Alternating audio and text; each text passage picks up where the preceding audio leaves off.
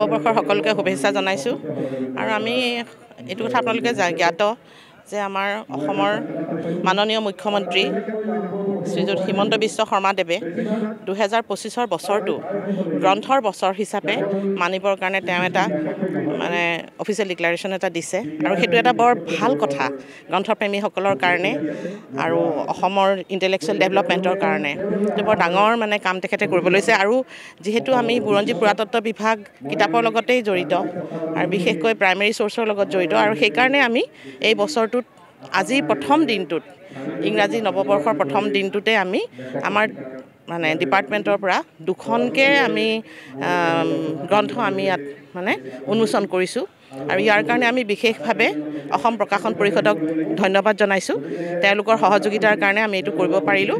এখন হৈছে আমাৰ জ্যোতিষ, সেইখন ডক্টৰ ৰাস্তা ৰাজখোৱা, তেখেত জামুগুৰি মহাবিদ্যালয়ৰ পদাৰ্থ বিজ্ঞানৰ এছ'চিয়েট প্ৰফেচাৰ, সিখনো তেখেতেই লিখিছে।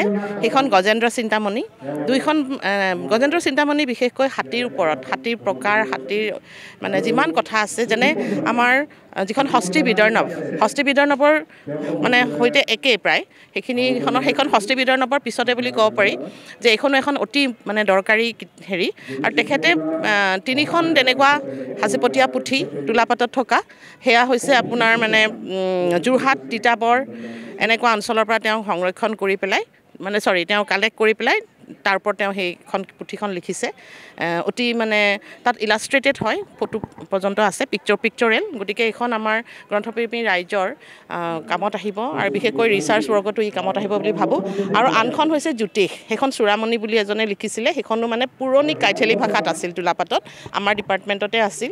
গতিকে সেইখিনি তেখেতে কৰিলে। তেওঁ যিহেতু পদাৰ্থ বিজ্ঞানৰ হয়, গতিকে তেওঁ কামৰূপী যিটো জ্যোতিষ আমাৰ সেই কথাখিনিৰ ওপৰত সেই কিতাপখন হৈছে। গতিকে দুইখনেই অতি আমাৰ প্ৰাচীন অসমৰ বা প্ৰাগজ্যোতিষপুৰৰ পৰা কামৰূপৰ পৰা অসমলৈকে এই গোটেই সময়খিনি অতি মূল্যৱান পুৰণি পুথিৰ পৰা, সাঁচিপতীয়া পুথিৰ পৰা তাক কি কৰা হৈছে, ৰূপান্তৰ কৰি অসমীয়ালৈ কৰা হৈছে। এইটো বৰ ডাঙৰ প্ৰয়াস। আৰু যিখন গজেন্দ্ৰ চিন্তামণি, সেইখনৰ ইংৰাজী যিটো সংকলন ওলাব, সেইটো প্ৰকাশন পৰিষদৰ পৰাই ওলাব।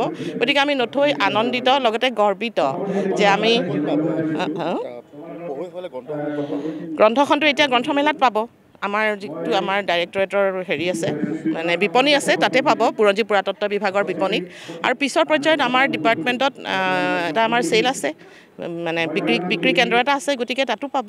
গতিকে সকলোকে ধন্যবাদ জনাইছোঁ আমাক সহযোগ কৰাৰ কাৰণে। ৰঙাপাৰাবাসীৰ বাবে সুখবৰ। আপুনি যদি দুচকীয়া বাহন ল'ব বিচাৰিছে, তেন্তে এতিয়াৰ পৰা আৰু চিন্তাৰ কোনো প্ৰয়োজন নাই।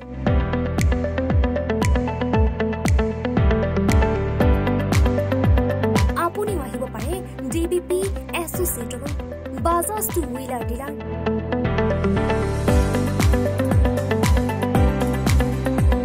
আমাৰ ঠিকনা ৱাৰ্ড নং 8, ঠাকুৰবাৰী ৰোড, ডাকঘৰ, ৰঙাপাৰা, জিলা শোণিতপুৰ।